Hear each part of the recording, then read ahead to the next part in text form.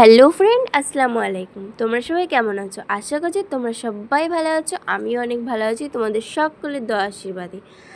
তো আজকে আবার একটা ভিডিও নিয়ে চলে আসলাম, আর এই ভিডিওটা হচ্ছে 16 তারিখের, আর আমি আপলোড করেছি হচ্ছে 21 তারিখে, কারণ আমার বাড়িতে অনেক কাজ ছিল, তো সেই কারণে আপলোড করতে পারিনি।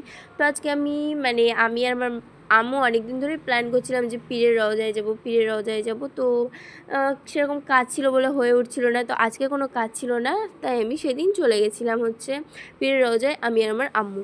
কিন্তু বাইরে যে প্রচণ্ড পরিমাণে রৌদ্র ছিল আর ভীষণ গরম ছিল, মানে বাইরে এখনও বেরোনোর অবস্থা পুরো খারাপ।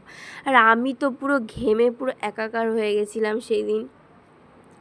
তারপরে অনেক জার্নি করার পরে অনেক কষ্টে সেখানে গিয়ে পৌঁছালাম, কিন্তু গিয়ে দেখি ও বাবা, অবস্থা পুরো খারাপ। ওখানে এত পরিমাণে ভিড় ছিল কি বলবো, কারণ এখানে শুক্রবারে করে ভীষণ ভিড় হয়, কারণ শুক্রবারে ওখানে অনেকে নামাজ পড়তে যায়। তো সেই কারণে তারপরে ওখান থেকে নামাজ শেষ হয়ে গেলে আমরা গেছিলাম পীরের রওজার ওখানে। ওখানে বাতাসা দিচ্ছিলো, তো বাতাসা খেয়েছিলাম। এই বাতাসাটা খেলে নাকি মানে কোনো শরীর টরীর খারাপ হয় না, এই জন্য খেয়েছিলাম।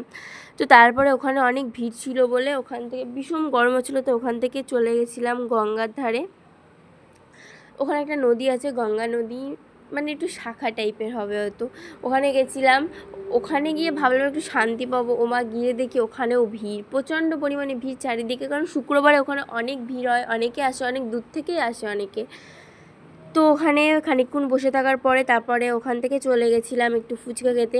আম্মু বলছিল আম্মুর ফুচকা খেতে ইচ্ছে হচ্ছে, তো সেই কারণে ওখান থেকে ফুচকা খেতে চলে গেছিলাম। তো ফুচকাটা না অনেক টেস্টি ছিল, কি বলবো।